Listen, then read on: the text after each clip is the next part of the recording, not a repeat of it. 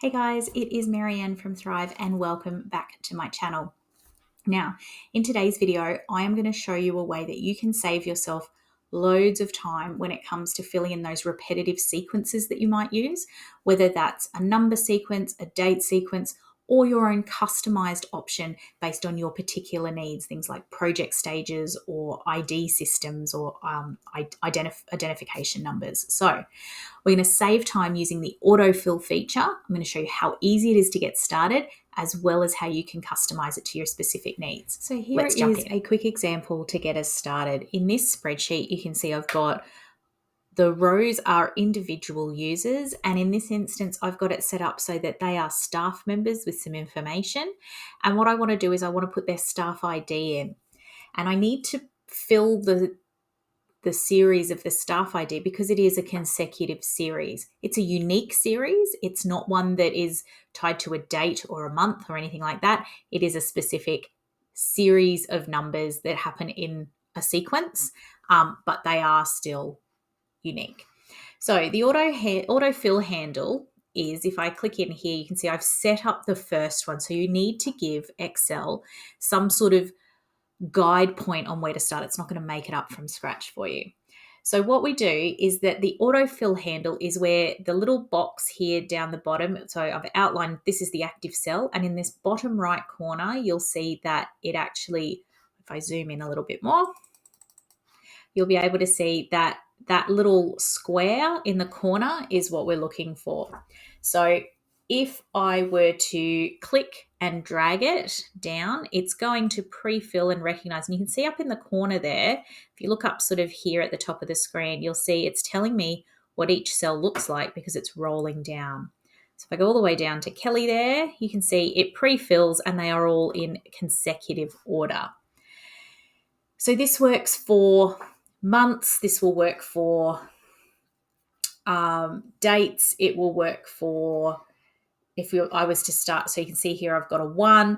It will work with things if I put a date in, like a due date or a renewal date. If I'm doing things for a calendar, if I'm doing like a scheduling tool or something that does a Monday, Tuesday, Wednesday, or a January, February, March, this will all work as well. You can even change the sequence by starting with 2 different numbers, and then it will recognize the pattern. So I might say that it's going to be this one. If I change this to 30, you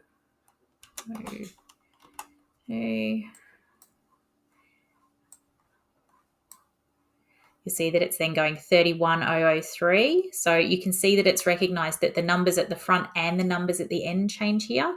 So it's going to continue pulling that in sequence.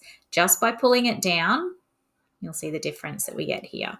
So the numbers change at the front and at the back. So this is the number, and then this one's going up 29 to 30 to 31. Okay, so this allows you, like I said, you can be customized to include those project stages and things, and it will autofill and recognize them for you.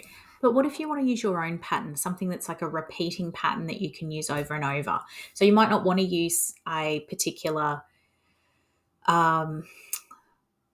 preset, like say days of the week or months. You might want to have project stages that when you're creating things, the lines or the rows or the columns would follow in a preset list that you and you alone would work with, or you and your organization would work with. It's not a problem. You can create a custom list to teach Excel what you want to do. So we head to File, and then we go right down the bottom here to Options. And then we go to our Advanced tab. Now, what you need to do here, now this is Microsoft 365 Business on the desktop on a PC. So it may look a little different if you're working on the web or you are working on a Mac. However, for me here, as I scroll all the way down through all these advanced tools, as we get close to the bottom, I've got this section which is General, just before we get to the very bottom. You can see it's got here, I can create lists for use in sort and fill sequences. So if we go Edit Custom Lists, I'm going to pull this across a little bit so you can see it. So you can see here we've got some list entries here that will, now it will import them from the cells if I want, or I can create a new list. So if I'm putting a new one in, I can list out everything. So you can see here, this one is the days of the week, and it starts on a Monday. This one is the days of a week spelt in full. And again, we've got our abbreviated and our full months of the year. So you might have a department or an org sequence or a project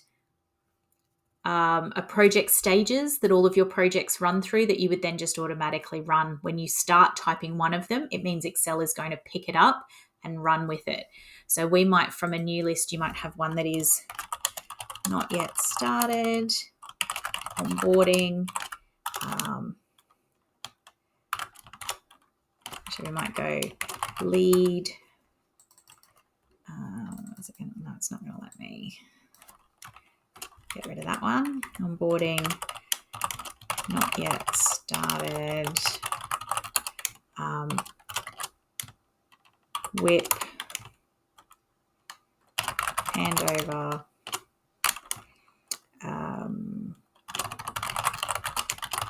That might be the process for a project as an example. So we're going to add that and you'll see it's sitting here. So if I was to then put, I'll go okay. If I was to then go here and put onboarding and drag it down, you'll see it's moving through the system. It started from here, then it's gone to not yet started, WIP, handover, offboarding, archive, and then it goes back to the beginning. So it will keep running it again and again. So if I was to start here with lead and drag it down as an autofill, that will change things. So this means that you can customize and create your own lists as well, so that you can save yourself time from having to manually type these in each.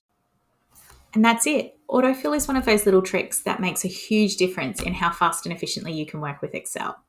Don't forget that if you liked this tutorial and you found it helpful, to like and subscribe so you can stay up to date with all of the latest videos from Thrive. Now, in addition to everything that is available here on my YouTube channel, you will also find more tips and tricks in my blog. The link to that is in the video description, so make sure you check that out as well.